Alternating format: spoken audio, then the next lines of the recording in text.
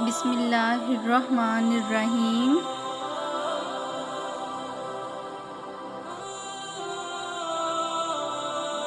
سورۃ البقرہ آیت نمبر 75۔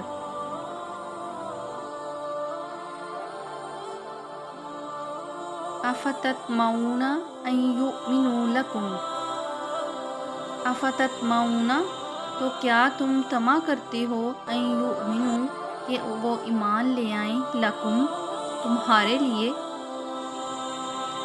وقد کان فریق منہم، وقد کان حالانکہ یقیناً، فریق منہم ان میں سے ایک گروہ، ہمیشہ سے۔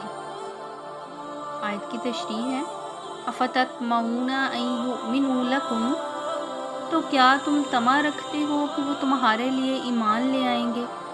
یہ آیت انصار کے بارے میں نازل ہوئی جو یہود کے حلیف تھے، ان کے درمیان رضاعت اور ہمسائیگی تھی۔ وہ چاہتے تھے کہ کاش یہودی اسلام لے آئیں۔ اس پر اللہ تعالیٰ نے یہ آیت نازل فرمائی۔ اللہ تعالیٰ نے اہل کتاب کے بارے میں ایمان والوں کی امیدوں کو ختم کر دیا کہ تم ان کے ایمان کی طمع نہ رکھو، ان کا طرز عمل تو ایسا ہے کہ ان سے ایمان کی امید نہیں رکھی جا سکتی۔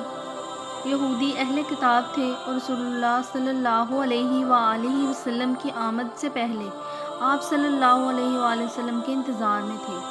یہودیوں کی باتیں سن کر بہت سے لوگوں کے دل میں اسلام قبول کرنے کا جذبہ ابھرا تھا، اس لیے امید تھی کہ وہ آگے بڑھ کر ساتھ دیں گے اور آپ صلی اللہ علیہ وآلہ وسلم پر ایمان لائیں گے۔ وَقَدْ كَانَ فَرِيقٌ مِّنْهُمْ حالانکہ یقیناً ان میں سے ایک گروہ ایسا تھا،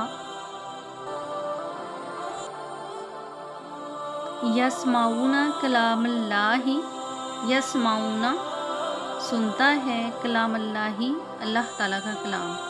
وَقَدْ كَانَ فَرِيقٌ مِّنْهُمْ يَسْمَعُونَ كَلَامَ اللَّهِ حالانکہ ان میں سے ایک گروہ ہمیشہ سے اللہ تعالیٰ کا کلام سنتا ہے، یعنی یہودی کلام اللہ سن کر خوب سمجھ کر جان بوجھ کر اس میں تحریف کرتے تھے۔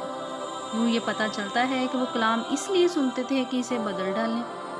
آج مسلمانوں میں بھی ایسے افراد ہیں جو کلام اللہ اس لیے سنتے اور پڑھتے ہیں کہ اس کو اپنی مرضی سے بدل ڈالیں۔ وہ اس کے الفاظ بدل نہیں سکتے لیکن عملی صورتیں بدل دیتے ہیں۔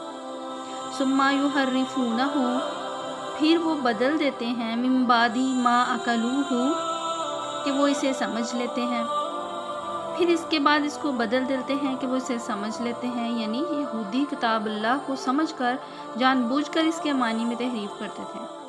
تحریف کہتے ہیں کتاب اللہ کے احکامات کو بدل ڈالنا، چاہے اس کے الفاظ بدلے جائیں، چاہے معنی بدلے جائیں یا اس کی تفسیر بدل دی جائے۔ تحریف یہ کی جاتی ہے کہ حرام کو حلال، حلال کو حرام، حق کو باطل اور باطل کو حق بتایا جاتا ہے۔ کتاب اللہ میں تحریف اس لیے کی جاتی ہے کہ وہ خواہشات کو اپنی کو پورا کر سکیں، یہ اللہ تعالیٰ کے دین کو خواہشات کا دین بنا لیا جاتا ہے۔ اگر ہم یہ دیکھیں تو آج بھی قرآن پاک میں جو ہے وہ دیکھیں کیا تحریف ہوتی ہے، تو قرآن حکیم کی حفاظت کی ذمہ داری رب العالمین نے خود لی ہے۔ الفاظ میں تبدیلی کرنا تو ممکن نہیں، لیکن الفاظ کے معنی اور مفہوم بدلنے کا کام آج بھی جاری ہے۔ دین کے بنیادی تصورات کو اپنی خواہشات کے مطابق بدلنے کی کوشش کی جا رہی ہے۔